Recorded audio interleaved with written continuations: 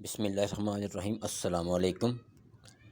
Richard گارنیل نے چند ماہ قبل ریلیز عمران خان کا ٹویٹ کیا تھا، جسے صرف تحریک انصاف کے حلقوں میں ہی پذیرائی ملی۔ چند روز قبل خبر آئی کہ ٹرمپ نے اسے اپنی ایڈمنسٹریشن میں شامل کیا ہے، تو تحریک انصاف والے اس امید پر رچرڈ کے پرانے ٹویٹ شیئر کرنے لگ گئے کہ شاید وہ عہدہ سنبھالنے کے بعد عمران خان کے حوالے سے پاکستان کی اسٹیبلشمنٹ پر دباؤ ڈال سکے۔ معاملہ یہاں تک رہتا تو شاید زیادہ اثر نہ پڑتا، لیکن اس جرنیلی دانش کا کیا کریں جو دماغ کی وجہ نہ جانے کہاں سے سوچنے پر یقین رکھتی ہے۔ فوراً سے پہلے ٹاؤٹ سے کہا گیا کہ رچرڈ کا بیک گراؤنڈ چیک کریں اور اس کا یہودیوں سے تعلق ڈھونڈیں تاکہ عمران خان کے خلاف پروپیگنڈا کر سکیں۔ یہودیوں سے تعلق تو نہ ملا، البتہ یہ پتہ چل گیا کہ رچرڈ ہم جنس پرست ہے۔ یہاں سے جرنیلی دانش نے ایک دفعہ پھر جھٹکا کھایا اور جیو سے کہا کہ وہ بیانیہ بنائے کہ رچرڈ ہم جنس پرست ہے اور وہ عمران خان کا حامی ہے۔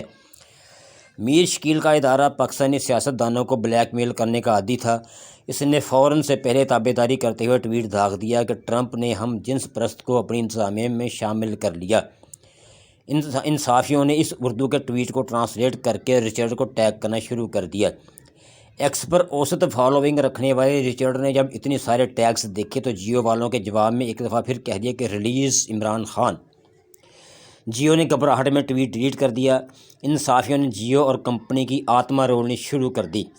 رچرڈ کا ٹویٹ 1 کروڑ سے زائد ویوز لے گیا۔ معاملہ یہاں تک رہتا تو شاید پھر بھی زیادہ خراب نہ ہوتا۔ جرنیلی دانش ایک مرتبہ پھر بروئے کار آئی اور جیو سے کہہ کر دوبارہ ٹویٹ کروایا گیا۔ اس کے ساتھ ساتھ مقامی ٹاؤٹس بشمول عمر چیمہ، حسن ایوب رضی، ابصار طلعت وغیرہ کے ذریعے رچرڈ پر تنقید شروع کروائی گئی۔ اب کھیل دلچسپ مرحلے میں داخل ہو گیا۔ رچرڈ کو اندازہ ہو گیا کہ ملٹری کس قدر گھٹیا ہتھ کنڈے استعمال کر رہی ہے۔ وہ باقاعدہ آستینیں چڑھا کر میدان میں آ گیا۔ اس کا ہر ٹویٹ لاکھوں کے ویوز لینے لگ گیا۔ اس کی دیکھا دیکھی امریکی کانگریس کے درجن سے زائد اراکین بھی میدان میں آ گئے اور انہوں نے بھی اسٹیبلشمنٹ کے خلاف اور عمران خان کے حق میں ٹویٹ کرنا شروع کر دیے۔ اب جرنیلی دماغ جو نہ جانے پہلے کہاں سے سوچتا تھا، اس سے سیال مادہ نکلنا شروع ہو گیا۔ اس نے جیو سمیت تمام مقامی میڈیا سے کہا کہ فوری طور پر رچرڈ کے خلاف مہم بند کی جائے، لیکن اب دیر ہو چکی تھی۔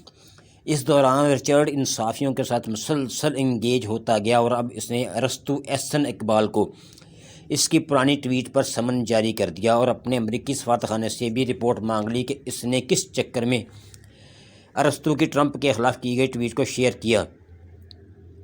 بند دماغ اور تعلیم کی کمی کس قدر تباہی لاتی ہے، یہ سارا واقعہ اس کی ایک تازہ مثال ہے۔ جرنیلوں نے اپنی اس دانش کی وجہ سے پاکستان کو کس قدر نقصان پہنچایا ہوگا، اس کا اندازہ لگانا بھی مشکل ہے۔ اب ملتے ہیں اگلے ولاگ میں، تب تک کے لیے خدا حافظ، اور ویڈیو کو شیئر کرنا مت بھولیے گا، اور ہاں، ویڈیو کو سبسکرائب بھی کیجیے گا۔ اللہ حافظ۔